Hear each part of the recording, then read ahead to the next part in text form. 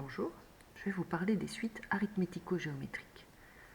Par exemple, on sait qu'on a une suite U indice n qui est définie par son premier terme, U indice 0 qui est égal à 5, et pour tout n entier naturel, U indice n plus 1 égale moins 2 U indice n plus 3.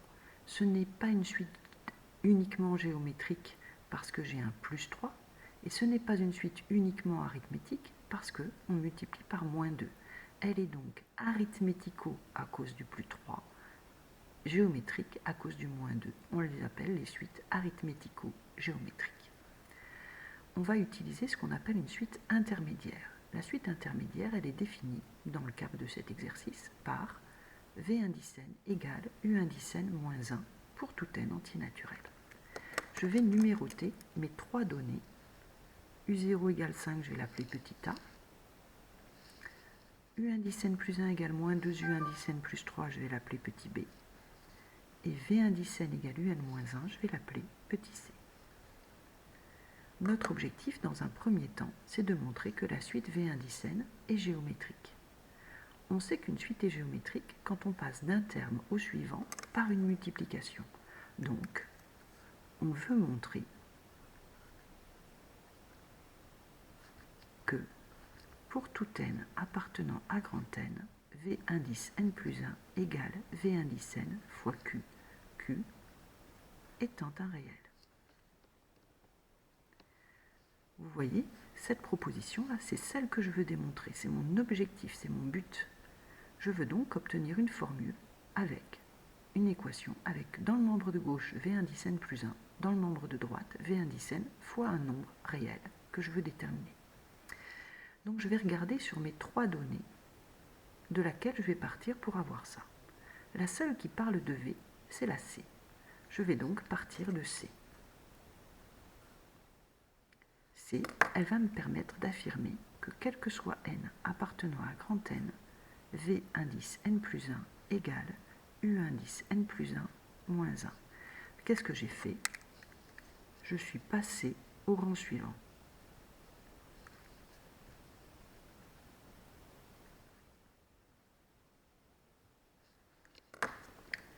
Une fois que j'ai cette information, je suis contente parce que par rapport à mon objectif, j'ai bien du V indice n plus 1. Je vais placer un peu de stabilo sur mon objectif pour le garder bien en vue.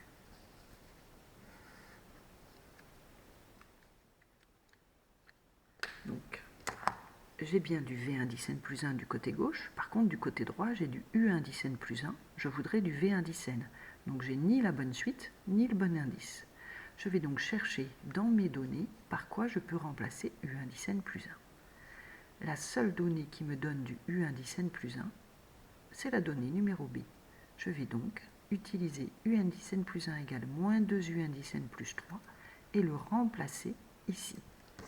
La phrase B va donc me permettre d'affirmer que quel que soit n appartenant à grand N, V indice n plus 1 égale moins 2 U indice n plus 3 moins 1. Je réduis cette expression. V indice n plus 1 est donc égal à moins 2 U indice n plus 2. Maintenant, par rapport à mon objectif, j'ai bien du V indice n plus 1, je suis contente. Par contre, j'ai bien le rang n ici, mais au lieu d'avoir la suite V, j'ai la suite U. Il faut donc que je transforme ma suite U en V.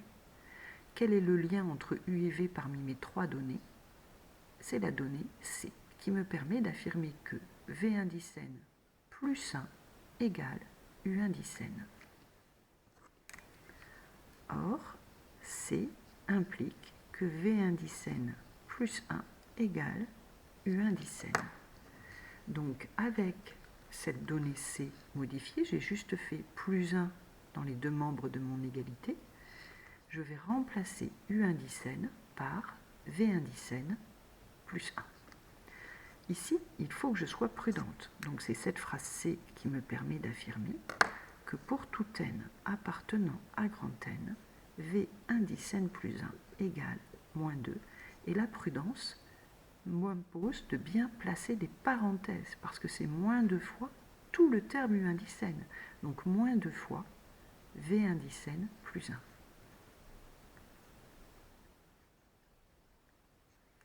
Je développe et je réduis la nouvelle égalité que je viens d'obtenir. Moins 2 V indice n, moins 2 plus 2. Cela se simplifie.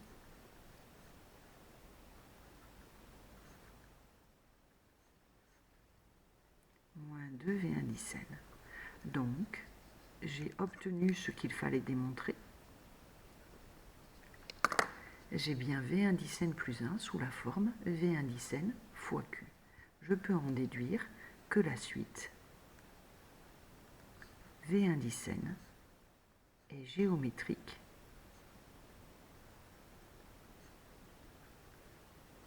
de raison Q égale moins 2.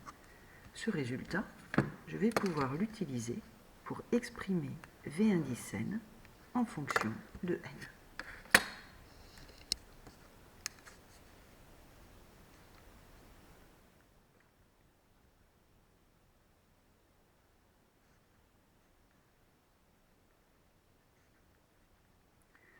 Moi, je sais que V indice n étant géométrique, d'après mon cours, pour tout n, V indice n sera égal à V indice 0 fois Q puissance n. Quel que soit n appartenant à grand N, V indice n égale V indice 0 fois Q puissance n. J'ai bien obtenu la raison, moins 2. Par contre, je ne connais pas encore son premier terme, V indice 0. Je vais donc chercher son premier terme avec la donnée petit a et la donnée petit b. On a V indice 0 qui est égal à U indice 0, pardon, c'est pas la donnée petit b, c'est la donnée petit c.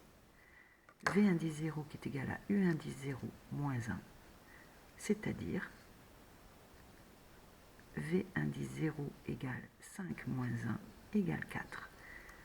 Alors, pour tout n appartenant à grand N, V indice n égale 4 fois moins 2 puissance n. J'ai donc obtenu Vn en fonction de n. Maintenant, je vais en déduire Un en fonction de n. Je réutilise la phrase C. Je sais que, quel que soit n appartenant à grand N, U indice n égale V indice n plus 1, d'après la phrase C. Donc,